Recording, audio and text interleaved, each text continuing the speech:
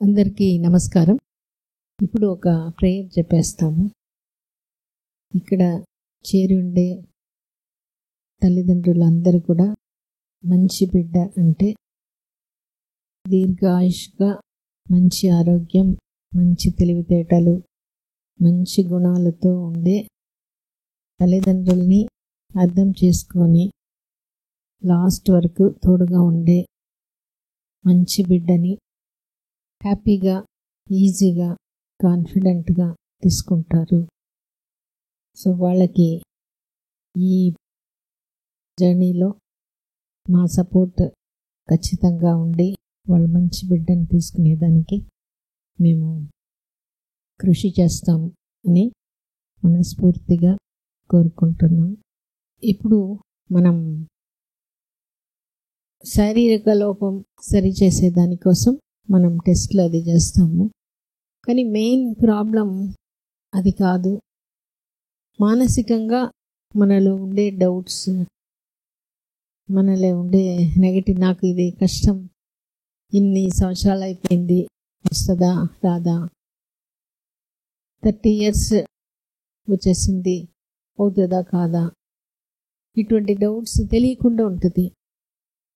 కొంతమందికి కంటిన్యూస్గా అదే ఆలోచన ఉంటుంది, కొన్నిసార్లు అప్పుడప్పుడు వస్తుపోతుంటుంది.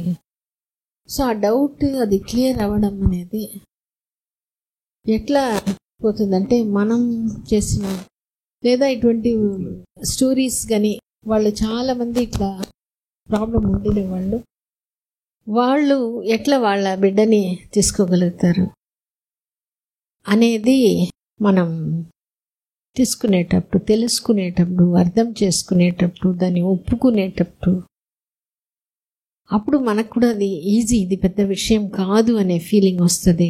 ఇది మెయిన్. దీని మీద ఎందుకు మేము ఫోకస్ చేస్తాం అంటే, మనం ఒక మంచి తల్లిదండ్రులుగా ఆ బిడ్డ రాకముందు మనల్ని తయారు చేసుకోవడం. ఇది ఎందుకు అవసరం అంటే, అప్పుడు మనం ఖచ్చితంగా చెప్తాము, వెల్ ప్లాన్డ్ పేరెంట్స్ అంటే వెల్ ట్రైన్డ్ బేబీ. ఆ బిడ్డ ఇప్పుడు నుంచే మళ్ళీ ప్రెగ్నెన్సీలోనే బాగా మంచి స్ట్రాంగ్ ఫౌండేషన్ వేస్తే జీవితాంతం లైఫ్ బాగుంటుంది. హెల్త్ పరంగా, ప్రవర్తన పరంగా, తెలివితేటల పరంగా. మనకు కూడా అంతకుముందు ఉండే, మన మీద ఉండే డౌట్, బయట పరిస్థితులు బట్టి ఉండే డౌట్ మెల్లమెల్లగా తగ్గుతుంది. మనం స్ట్రాంగ్గా ఉంటాము. అట్లా స్ట్రాంగ్ చిల్డ్రన్నే మనం పుట్టించుకుంటాము. ఇది మనం చేయకపోతే ఎలాగో ఒక బిడ్డ వస్తుంది, కానీ బిడ్డని అప్పుడు మార్చడం చాలా కష్టం. ఇప్పుడు మనం సమాజంలో ఉంటున్నామంటే మనకి బాగానే జరిగిపోతుంది, కానీ కొన్ని సందర్భాల్లో మనకు తెలుసు భద్రతా భావం అనేది సమాజంలో తగ్గిపోతుంది. ఎందువల్ల? ఎవరో కన్న బిడ్డ వల్లనే జరుగుతుంది. మన బిడ్డ అట్లా ఉండకూడదు. మన బిడ్డ 10 మందికి ఆదర్శంగా ఉండాలి, 10 మందిని మంచిగా చూడాలి. అటువంటి గట్టి సంకల్పం ఆ తల్లిదండ్రులకే వస్తుంది. అది తీసుకోవాలి. అప్పుడు మనం ఇష్టంగా అది చేసుకునేటప్పుడు, మన ఇష్టానికి పవర్ ఇచ్చినప్పుడు అది ఈజీగా శరీరం బాగా దానికి కోఆపరేట్ చేస్తుంది. మంచి బిడ్డని మీరు తీసుకోవడం పెద్ద కష్టమైన విషయం కాదు. ఈజీగా అయ్యే ముందు కష్టంగా ఉంటుంది, కానీ ఆ కష్టాన్ని కూడా మనం ఇష్టంగా తీసుకుంటాం. ఇప్పుడు మన దగ్గర చూపించుకొని ప్రెగ్నెన్సీ వచ్చిన వాళ్ళు, డెలివరీ అయిన వాళ్ళు వాళ్ళ ఎక్స్పీరియన్స్ షేర్ చేస్తారు. అది మనం మనసు పెట్టి వింటాం. ఎందుకంటే వాళ్ళ ప్రయాణం అంతా కూడా ఏంటంటే మానసికంగా వాళ్ళలో వచ్చిన మార్పు, అది వాళ్ళ నోటికి వాళ్ళు షేర్ చేసినప్పుడు, ఇప్పుడు వాళ్ళకి ఆ ఎక్స్పీరియన్స్ అవసరం లేదు, ఉపయోగం లేదు, కానీ మన అందరికీ అవసరం. ఎవరి మాట ఎప్పుడు మనకి ఆ డౌట్ని క్లియర్ చేసేస్తుందో తెలీదు. అందుకని వాళ్ళని మనం మనసు పెట్టి వాళ్ళ స్టోరీస్ వింటాము. అట్లా కొంతమంది వినిన తర్వాత దాని గురించి తెలుసుకునేటి మన కాన్ఫిడెన్స్ లెవెల్ అనేది ఖచ్చితంగా పెరుగుతుంది. ఆ పెరిగే ఇక్కడి నుంచి పోవాలి అనేది మనస్ఫూర్తిగా కోరుకుంటున్నాను. ఇప్పుడు ఉషారాణి వాళ్ళ ఎక్స్పీరియన్స్ మనతో షేర్ చేసుకుంటారు. నా పేరు ఉషారాణి, మాది నేటివ్ ప్లేస్ వైజాగ్. ఇక్కడ మా హస్బెండ్ జాబ్ చేయటం వల్ల ఇక్కడే ఉంటున్నాము. పెళ్ళయి 1.5 year తర్వాత మేడం దగ్గర ట్రీట్మెంట్ తీసుకోవడానికి మేము ఇక్కడికి వచ్చాము. అంతకుముందు వేరే హాస్పిటల్లో చూపించుకుంటున్నప్పుడు ఇక్కడ మా హస్బెండ్ వాళ్ళ కొలీగ్ ఇక్కడ చూపించుకోండి అని చెప్పి వాళ్ళు చెప్పారు. వాళ్ళు చూపించుకున్నాక వాళ్ళు మంచి రిజల్ట్, మంచి బేబీని తీసుకున్నారు. ఆ తర్వాత మేము ఇక్కడికి వచ్చాము మేడం. ఇక్కడ February 22, 2022కి మేము ఇక్కడికి వచ్చాము. అప్పుడు మాకు మెడికేషన్స్ పెట్టి ఆ తర్వాత రమ్మని చెప్పారు. ఇక్కడ ఓన్లీ 3 months మేము తీసుకున్నాము. ట్రీట్మెంట్ తీసుకున్న తర్వాత మేలో పీరియడ్స్ వచ్చింది, May 3rd. ఆ తర్వాత జూన్లో కన్సీవ్ అయ్యాను నేను. వచ్చినప్పుడు మంచి డైట్ ప్లాన్ చెప్పారు మాకు. స్ప్రౌట్స్ తీసుకోమన్నారు. అర్లీ మార్నింగ్ మా డైట్ అంతా మార్చిన అప్పటి వరకు ఇడ్లీ, ఉప్మా, దోశ ఇవన్నీ తినే మేము న్యాచురల్ డైట్కి మారిపోయాం మొత్తం. నేను మా హస్బెండ్ కూడా డ్రై ఫ్రూట్స్, ఇంకా ఫ్రెష్ వెజిటేబుల్స్, లీఫీ వెజిటేబుల్స్ తీసుకునేవాళ్ళం. మధ్యాహ్నం కూడా బ్రౌన్ రైస్ తీసుకునేవాళ్ళం మేడం. ఎర్లీ డిన్నర్ కూడా స్టార్ట్ చేస్తాం మేము. 6 to 7 లోపలే తినేసేవాళ్ళం. Couple walking, exercise, 8 walk, butterfly exercise, మళ్ళీ సన్లైట్లో నుంచోవడము, ఇవన్నీ చేసాము. లైఫ్ స్టైల్ చేంజ్ వచ్చినప్పుడు కొంతమందికి కష్టంగా ఉంటుంది. మీకు ఎట్లా అంత ఈజీగా ఉండింది? ఇక్కడికి వచ్చినప్పుడు తీసుకోవాలి అనిపించింది. ఫస్ట్ ఇక్కడికి వచ్చినప్పుడు హాస్పిటల్ లాగే అసలు అనిపించలేదు మేడం. చాలా మంచిగా అనిపించింది. ఎక్కడికి వెళ్ళినా హాస్పిటల్ అట్మాస్ఫియర్ వేరేగా ఉంటుంది, కానీ ఇక్కడ చాలా ప్లెజెంట్గా అన్నీ. ఇక్కడికి వచ్చిన తర్వాత మీరు చెప్పినవన్నీ చేయాలి అనిపించింది మాకు. తప్పకుండా మంచి బేబీని తీసుకుంటాము. మీరు ఫస్ట్ స్టార్టింగే ఎక్స్పెక్టేషన్స్ ఏమీ పెట్టుకోవద్దు అని చెప్పారు సార్. ఓకే సార్ అని చెప్పాము. సరే, ఎంత టైం అయినా పట్టని కానీ మేము మంచి బేబీని అయితే తప్పకుండా తీసుకుంటామని కాన్ఫిడెంట్ మీరు చెప్పిన మాటల్లో మాకు కలిగింది మేడం. వాకింగ్ పోయేవాళ్ళం. ఒక్కొక్కసారి మా హస్బెండ్ కుదరకపోతే కుదిరినప్పుడల్లా నాతో వచ్చేవారు, లేనప్పుడు నేను ఒక్కదాన్ని వాకింగ్ పోయేదాన్ని. అట్లా చేస్తూ ఉండగా ఎట్లా అంటే ఎందువల్ల ఇష్టం వచ్చింది? ఇష్టంగా చేసారా? చేయంగా ఇష్టం డెవలప్ అయిందా? ఇష్టంగా చేసాం మేడం. చేయగా ఇంకా ఇష్టం ఎక్కువ అయింది. ఓకే. చేస్తున్నప్పుడు ఇంకా మాలో కూడా చాలా మంచి అనుభవం కలిగింది. మార్పులు బాగుంటుంది. హెల్త్ పరంగా కానీ, యాక్టివ్గా ఉండటం కానీ. వాకింగ్ వల్ల మీకు ఏమనిపించేది? వాకింగ్ వల్ల బాడీ అంతా చాలా ఫ్రీగా ఉంటుంది, మనసు కూడా రిలీఫ్గా ఉంటుంది. వాకింగ్ వల్ల మీరిద్దరు ఏ విషయాలు మాట్లాడుకునేవాళ్ళు? ఏ విషయాలు? మంచి బేబీని తీసుకుంటాము, ఇంకా వేరే మంచి ఫ్యూచర్ ఉంటుంది వాళ్ళ బేబీకి కూడా. ఏం కాదు మనకి, తప్పకుండా మంచి బేబీనే తీసుకుంటాము అని అనుకునేవాళ్ళం ఎక్కువ. సో వెయిట్ సార్ చెప్పారు కదా, ఒక 6 months వరకు ఎదురు చూడొద్దు అని. దాన్ని ఎట్లా తీసుకున్నారు?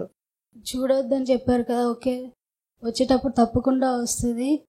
మళ్ళీ మీరు చాలా వీడియోస్లో చెప్పారు, మంచి సాయిల్ అనేది ఉంటే 3 generation వరకు కూడా బాగుంటుంది. మనం తీసుకునే డైట్, ఫుడ్ హ్యాబిట్స్ అవన్నీ కూడా ఉంటే 3 generation వరకు కూడా బాగుంటారు వాళ్ళు అని చెప్పారు కదా మేడం.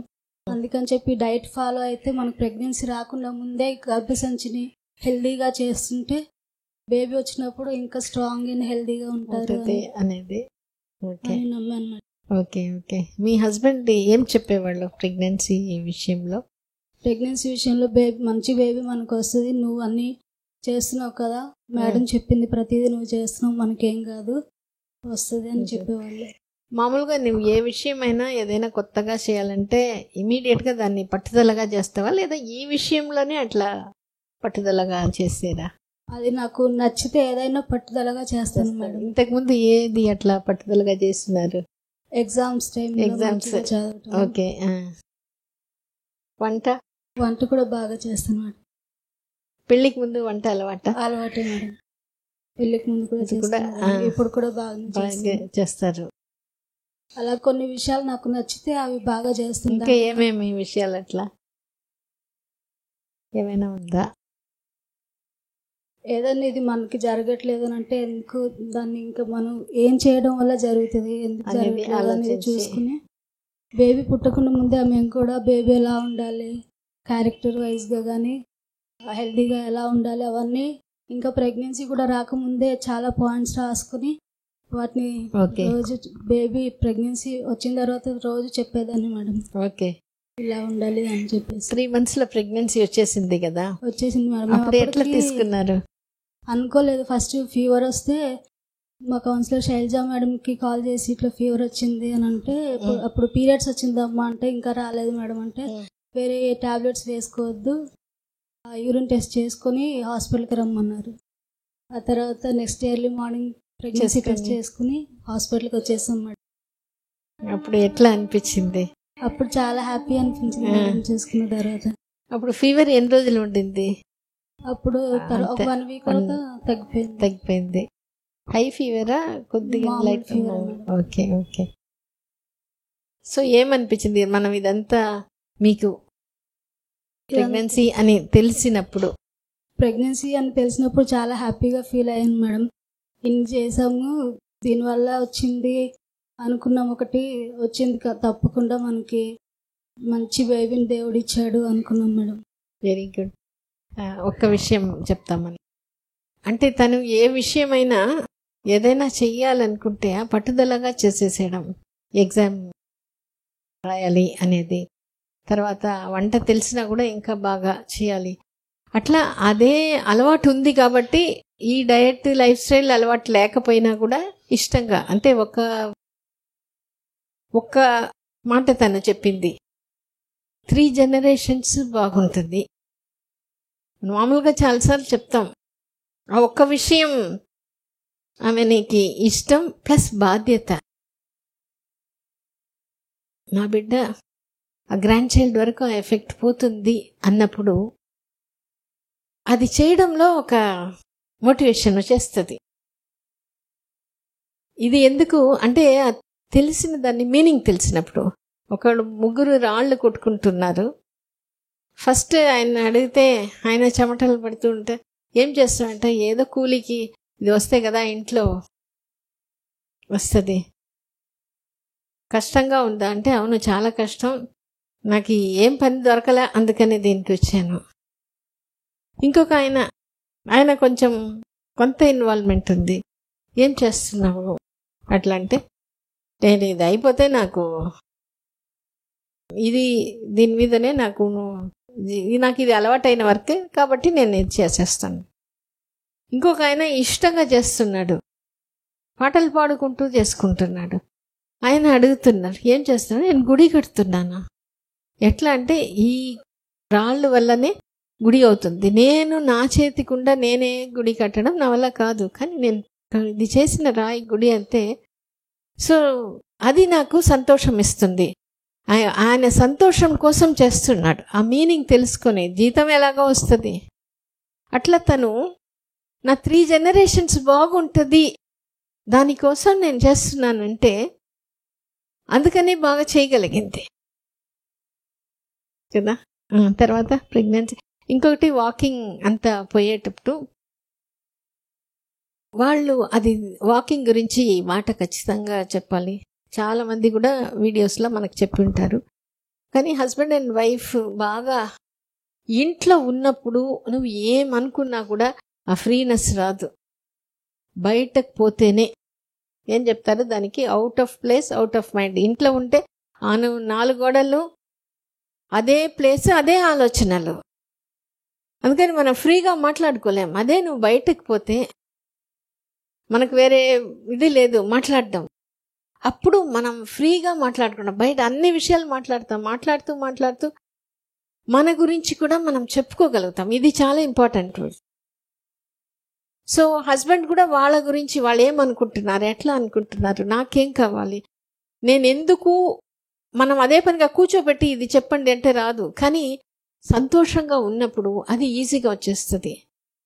నేను ఏ విషయం నేను కోరుకుంటున్నాను, ఏ విషయంలో నేను సంతోషపడుతున్నాను, నువ్వు ఎట్లా నాకు సపోర్ట్ చేస్తే నాకు బాగుంటుంది, ఇదంతా ఫ్రీగా దొరికి వచ్చేస్తుంది. తర్వాత ఏ విషయం హస్బెండ్కి ఇష్టం, ఏ విషయం ఇష్టం లేకుండా ఉంది, ఏ విషయంకి ఆయన కష్టపడుతున్నాడు, ఏ విషయం అయితే ఆయన ఇరిటేషన్ మాత్రమే మనకు కనిపిస్తుంది. లేదా కొంతమంది చెప్తారు ఈ అమ్మాయి బాగా కోప్పడుతుంది, కోపము ఇరిటేషన్ అది ఒక మాస్క్, కానీ వెనకాల కోపం వెనకాల బాధ అమ్మాయికి. ఏమని, నేను మా ఆయనకి ఇవ్వలేకపోతున్నాను. తన మీద ఉండే కోపం బయటకు వచ్చినప్పుడు ఎదుటి వాళ్ళ మీద కోపంగానే బయటకు వస్తుంది, వాళ్ళ మీద నిజం కోపం కాదు అది. అట్లనే హస్బెండ్ ఒక్కొక్కసారి ఇరిటేషన్గా మాట్లాడుతుంటారు, విసుక్కున్నట్టు మాట్లాడుతుంటారు, అది నీ మీద కోపం కాదు, అక్కడ ఎవరో ఏదో ఇది చేసి పెట్టేస్తున్నారు. అది వాకింగ్లో అర్థం వాళ్ళని షేర్ చేసుకోగలుగుతారు. నాకు వర్క్ చేసే పేషెంట్ ఒక్కొక్కసారి ఇట్లా ఇబ్బంది పెట్టేస్తారు. అప్పుడు మనం అర్థం చేసుకుంటే ఓహో అట్లా ఇబ్బంది పెట్టుంటారు, అందుకనే ఈయన అట్లా చేస్తుంటారు. సో తర్వాత ఒక్కొక్కసారి వాళ్ళ అమ్మ గురించి మాట్లాడుతుంటారు, వాళ్ళ బ్రదర్ సిస్టర్స్ గురించి మాట్లాడుతుంటారు. అంటే వాళ్ళ అమ్మ అంటే ఎంత ఇష్టం ఆయనకి, అందుకనే ఆమె మాట ఆయన ఇది రెస్పెక్ట్ ఇస్తున్నాడు అనేది మనకు అర్థమైనప్పుడు మనం ఆయన మాటలు తీసుకుంటాం, ఆయన ప్రవర్తనని ఒప్పుకుంటాం. ఒక్కొక్కసారి అమ్మ ముందు ఆయన ఏం మాట్లాడరు, ఎందుకు అమ్మకు మర్యాద ఇవ్వాలి, ఏమైనా చెప్తే ఆమె బాధపడిపోతుందో. ఆ రిలేషన్షిప్కి ఆయన ఇచ్చే రెస్పెక్ట్, మనకు సపోర్ట్ చేయలేదు అది ఒకటే మనకు తెలుసు.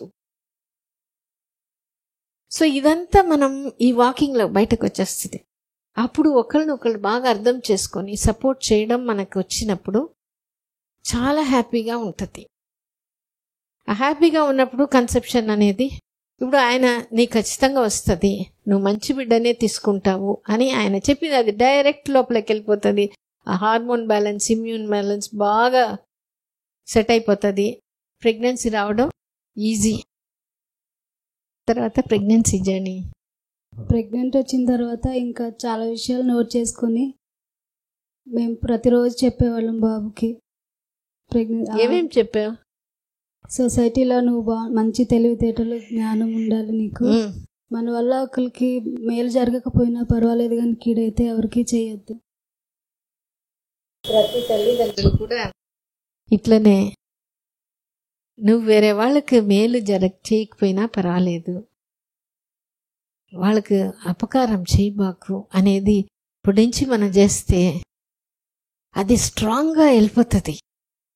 ఆ బిడ్డ వేరే వాళ్ళ పట్ల అన్యాయం చేయడం.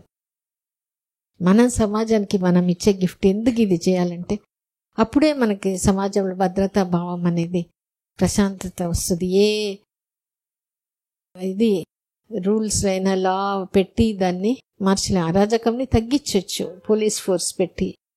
కానీ చెడ్డ పని చేయకుండా ఉండడం అంటే కేవలం తల్లిదండ్రుల వల్ల మాత్రమే చేయగలుగుతారు. అది చెప్పావు, చాలా సంతోషం. ఓకే, అలాగే ఇంకా ఏవైతే అన్ని కొన్ని మర్చిపోతాం కదా అని గుర్తుకొచ్చినప్పుడల్లా చాలా విషయాలు రాసుకొని చూస్తూ చదివి చెప్పేదాన్ని మేడం. ఓకే, అలాగే ఫుడ్ హ్యాబిట్స్ కూడా మంచిగా ఉండాలి. Out side food, junk food, ice creams, cool drinks ఇవి తినొద్దు, అవి హెల్త్ ని హార్మ్ చేస్తాయి కాబట్టి అది కూడా చెప్పేశారు. Very good. Sprouts, carrots, beetroots ఇవి తినాలి. ఓకే, ఇష్టంగా తినాలి. నేను కూడా ఇష్టంగా నీకోసం తింటున్నాను. ఎగ్, మిల్క్ అవన్నీ నీకోసమే. ఓకే, నీకు కాల్షియం, ఫోలిక్ యాసిడ్ ఇవన్నీ అందాలి చెప్పేదాన్ని మేడం. ఓకే, ఆ తర్వాత రాగి జావ కూడా తాగాలి. ఇవన్నీ మనకి న్యూట్రిషనల్ ఫుడ్ కాబట్టి చెప్పేదాన్ని. ఊరికే ఏడవకూడదు, నీకు నిద్ర వచ్చినప్పుడైనా, ఆకలేసినప్పుడు, నీకు ఏదన్నా లోపల నొప్పిగా ఉంటే అప్పుడు మాత్రమే ఏడవాలంటే అలాగే చేస్తున్నాడు మేడం వాడు. ఇప్పుడు ఎంత వయసు? 1.5 year. ఓకే, బాగా ఆడుకుంటాడు, ఎవరి దగ్గరైనా ఉండిపోతాడు వాడికి కడుపులో ఉంటే. మంచిగా Okay. చాలాసేపు నిద్రపోతాడు. 10కి నిద్రపోతే మళ్ళీ 1కి అట్లా నిద్రలేస్తాడు. నైట్ 9కి 10కి నిద్రపోయి మళ్ళీ మధ్యలో వాడికి దాహం వేసినప్పుడు వాటర్ తాగి మళ్ళీ నిద్రపోయి మళ్ళీ 6 ఆ టైంకి లేస్తాడు. లేస్తాడు. ఓకే. సో మీకు పెద్ద ఇబ్బంది లేదు ఇబ్బంది లేదు పెంచడం. మేడం. వెరీ గుడ్ బాగుంది మేడం. వాడు ఎక్కడికైనా మంచిగా ఆడుకుంటాడు కదా. ఓకే ఓకే ఇంకా ఇప్పటికీ చాక్లెట్స్ అవి తినట్లేదు. వేరే వాళ్ళు ఇచ్చినా కూడా. ఒకటి ఒక బయట తింటాడు. ఇంకా ఇంకోసారి ఇస్తే తినడు. తిన్నాడు. ఓకే. అంటే మీరు ముందు ఇష్టంగా చెప్పుకోవడం వల్ల ఆ బిడ్డకి అది మేడం. లేకపోతే చిన్నపిల్లలు అందరూ తింటారు. తీసుకుంటారు కదా. అవును మేడం. Very good. చాక్లెట్ ఖచ్చితంగా అవసరం లేదు అని చెప్పేశారా? తినాల్సిన అవసరం లేదు అని, లేదా ఇదే కానీ ఎక్కువ మంచిదే ఎక్కువ తీసుకోవద్దు అవి అని harm చెప్పేశారు. చేస్తాయి అని ఓకే. చెప్పాను. ఇంకా అందరికి పళ్ళు వచ్చినప్పుడు మోషన్స్ అవుతాయి అని చెప్తూ ఉంటారు కదా చిన్న పిల్లలకి. అయితే నీకు రాకూడదు కూడదు. మోషన్స్ అవి అని ఓకే. చెప్తాను.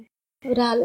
మోసం రావలేదు మేడం. ఓకే ఓకే ఆ తర్వాత టిఫా స్కాన్ లో మాయ కిందకుందని చెప్పారు మేడం. లో లైన్ ప్లాజెంటా ఉంది అంటే బేబీతో నేను చెప్పాను, ప్లాజెంటా నువ్వు పైకి తీసుకెళ్ళిపోవాలి నెక్స్ట్ టైం మనం స్కాన్ చేసుకున్నప్పుడు, కిందికి ఉండొద్దు అని చెప్తే అలాగే కిందికి ఉన్నప్పుడు కూడా ఏ ప్రాబ్లం రాలేదు మేడం. Very good. అలాగే ప్లాజెంటా కూడా పైకి వెళ్ళిపోయింది. ఇక్కడ టిఫా స్కాన్ వరకు 7th మంత్ వరకు చూపించుకుని ఇక్కడ ఎవరు లేకపోవడం వల్ల మళ్ళీ హోమ్ టౌన్ కి మా అమ్మ వాళ్ళ ఇంటికి వెళ్ళిపోయాను. అక్కడ నార్మల్ డెలివరీ అయింది మేడం. Very good. ఇక్కడ చెప్పేవన్నీ నేను అక్కడ ఫాలో అయ్యేదాన్ని. 8th మంత్ వచ్చిన తర్వాత 2nd వీక్ నుంచి ఎక్సర్సైజ్ దిగడము, స్క్వాటింగ్, గొంతు కూర్చోవడం అవన్నీ చేశాను. Very good. వాళ్ళు కూడా అక్కడ ఆశ్చర్యపోయారు, నీకు నార్మల్ అవుతుంది అని అనుకోలేదు మేము అని చెప్పారు. అవునా. ఆ తర్వాత 9th పెట్టాక 14th డేనే బేబీ వచ్చేసింది. 13th డే బహుమనీర్ బ్రేక్ అయింది madam. 14th day baby delivery అయింది. ఓకే. అలాగ ప్రతిదీ 14th డే డాడీ మనతో ఉన్నప్పుడే నువ్వు డెలివరీ అవ్వాలి. 2 వీక్స్ అయిన తర్వాత 9th పెట్టాక మీరు చాలా వీడియోస్ 9th పెట్టి 2 వీక్స్ అయితే ఎప్పుడైనా డెలివరీ అయితే బేబీ ఫుల్ గా డెవలప్ అయి ఉంటుంది అని చెప్పారు. కాబట్టి నేను అదే చెప్పాను. అలాగే 14th డేనే డెలివరీ అయింది. అంటే వాళ్ళ నాన్న ఎప్పుడు వచ్చారు? 14th డేనా 13th? అప్పుడు సంక్రాంతి హాలిడేస్ మేడం. అప్పుడు ఆయన అక్కడే ఉన్నారు మేడం. వచ్చి 2 days అయింది. ఓకే. ఇట్లా 2 days అయింది కదా, ఇంకా నువ్వు ఎప్పుడైనా రావచ్చు అని చెప్పినప్పుడు బాగా మూమెంట్ ఇచ్చేది baby. Okay okay. అలాగా డెలివరీ అయింది. డెలివరీ అయిన తర్వాత కూడా ఎక్కువ కాంప్లికేషన్స్ ఏం లేవు. అంత బాగుంది. హెల్త్ పరంగా కానీ క్యారెక్టర్ వైజ్ గా కానీ అంత బాగుంది. ఫీడింగ్ కూడా బాగా, ఫీడింగ్ కూడా నా ఫీడింగ్ గా తీసుకోవాలి అంటే బాగా తీసుకుంది. చాలాసేపు ఫీడింగ్ తీసుకొని మళ్ళీ చాలాసేపు నిద్రపోతాడు. Okay okay. మంచిది. అంతేనా? అంతే మేడం. ఓకే. ఇక్కడ ఇర్రెగ్యులర్ సైకిల్స్ ఉన్నప్పుడు నేను వచ్చాను మేడం. ఓకే. ఇర్రెగ్యులర్ పీరియడ్స్ ఉన్నప్పుడు ఎవరికైనా PCOS ఉన్నాయని, ఇంకా లేకపోతే థైరాయిడ్ ఉందని ఎవరు ఫీల్ కావద్దు. ఇక్కడికి వచ్చాక నాకు అప్పుడు వరకు 6 monthsకి ఒకసారి అలా వచ్చేది పీరియడ్స్. ఇక్కడికి వచ్చిన తర్వాత 3 monthsకే సెటరేట్ అయిపోయింది. మంత్లీ వచ్చేసేది. మంత్లీ వచ్చేసి అప్పుడు ఎట్లా ఫీల్ అయినావు?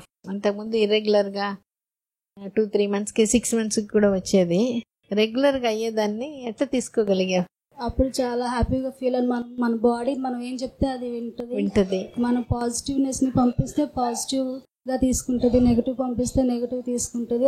అలాగే మన మైండ్కి మన శరీరంలో ప్రతి కణానికి మనం ఏమి ఇస్తే అది తీసుకుంటుంది. కాబట్టి పాజిటివ్నెస్ని పంపించాలి అని నేను నిర్ణయించుకున్నాను మేడం.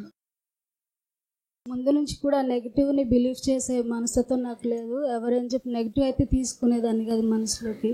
పాజిటివ్నే ఎక్కువ తీసుకుంటాను మేడం. ఫస్ట్ నుంచి రెగ్యులరా మీకు? ఫస్ట్ నుంచి కాదు మేడం, నేను హాస్టల్లో చదువుకున్నాను. అప్పటి నుంచి రెగ్యులర్. సో ఈ డయట్ ఎక్సర్సైజ్ చేసేటప్పుడు రెగ్యులర్ అవ్వచ్చు అనే, లేదా రెగ్యులర్ అవ్వాలి అట్లా ఏమనుకొని చేస్తారు? మేము తీసుకునే ఫుడ్లో మంచిగా లేదు అనుకున్నాను నేను మేడం. ఇప్పుడు మంచి ఫుడ్ తీసుకున్నాం కాబట్టి బాడీకి ఏదైతే కావాలో అది ఇస్తున్నప్పుడు తన పని తను చేసుకుంటుంది అని నమ్మను madam. Okay okay. Thank you. ఇది చాలా చాలా ఇంపార్టెంట్ పాయింట్. ఎందుకంటే చాలాసార్లు ఇర్రెగ్యులర్ పీరియడ్స్ ఉండేటప్పుడు మనం మెడిసిన్ వాళ్ళు తీసుకుంటారు, డయట్ ఎక్సర్సైజ్ కూడా బాగా చేస్తారు, కానీ ఒక్క విషయం వాళ్ళని హోల్డ్ చేసి పెట్టేస్తుంది. నాకు ఇర్రెగ్యులర్ పీరియడ్స్ కదా, నేను అంటే ఇర్రెగ్యులర్ పీరియడ్స్, రెగ్యులర్ అయితే నేను కాదు అంటే నా ఐడెంటిటీ థ్రెటన్ అయిపోతుంది అక్కడ అనేది ఒక్కొక్కసారి గట్టిగా ఉంటుంది. అట్లా ఉన్నప్పుడు మనం ఎంత చేసి ఏం చేసినా ఇర్రెగ్యులర్ పీరియడ్స్ ఇర్రెగ్యులర్గానే ఉంటుంది. ఒక్కవేళ రెగ్యులర్గా కొన్ని నెలలు వచ్చింది అంటే వితౌట్ మెడిసిన్స్ వచ్చినా కూడా వాళ్ళు తీసుకోలేరు. కానీ తను ఏం చెప్తున్నారంటే డయట్ అది సరిగ్గా లేకుండా ఉండబట్టి అందులో మధ్యలో వచ్చిన ఇర్రెగ్యులర్ పీరియడ్స్ కాబట్టి ఇట్లా ఉంది. నేను మంచి డయట్ తీసుకొని ఇవి అన్నీ చేసుకుంటే మనం బాడీ బాగా పని చేయగలుగుతుంది. ఆ క్లారిటీ ఉండబట్టి పీరియడ్స్ రెగ్యులర్. దాన్ని మళ్ళీ ఆమె ఒప్పుకునింది కాబట్టి ఈజీగా కూడా ప్రెగ్నెన్సీ వచ్చింది. సో వచ్చిన మార్పుని కూడా మనం ఇక్కడ ఒప్పుకోవాలి. మళ్ళీ దాన్ని ఒప్పుకోకపోతే కూడా మళ్ళీ అది యథాప్రకారంగా, అందుకని మనకి రెగ్యులర్ నేనంటే ఇర్రెగ్యులర్ పీరియడ్స్ ఇది ఇట్లనే ఉంటుంది అనేది ఉందా లేదా అనేది మనం బాగా గమనించి సూక్ష్మంగా గమనిస్తేనే మనకు అది తెలుస్తుంది అనమాట. తెలిస్తే ఇంకా అట్లాంటి స్ట్రాంగ్ ఉంటే అది మనకి చెప్పి మనం దాన్ని ఇరేస్ చేసేస్తేనే అప్పుడు మనకి పీరియడ్స్ రెగ్యులర్ అవుతుంది. దాన్ని మనం ఒప్పుకుంటాం, కంటిన్యూ అవుతుంది. కాబట్టి ఇటువంటి నెగటివ్ బిలీఫ్స్ని ఈ ఇర్రెగ్యులర్ పీరియడ్స్ వెనకాల ఉంటుంది. ఇర్రెగ్యులర్ పీరియడ్స్ పెళ్ళి ఇన్ని సంవత్సరాలు అయితే రాదు, 30 ఏళ్ళు అయితే రాదు, ఇదంతా సొసైటీ మన లోపల పెట్టిన స్ట్రాంగ్ నెగటివ్ బిలీఫ్స్. అది ఉందా లేదా గమనించండి. అది ఉంటే మాకు చెప్పి దాన్ని క్లియర్ చేసేసుకోండి. Thank you so much Sharan.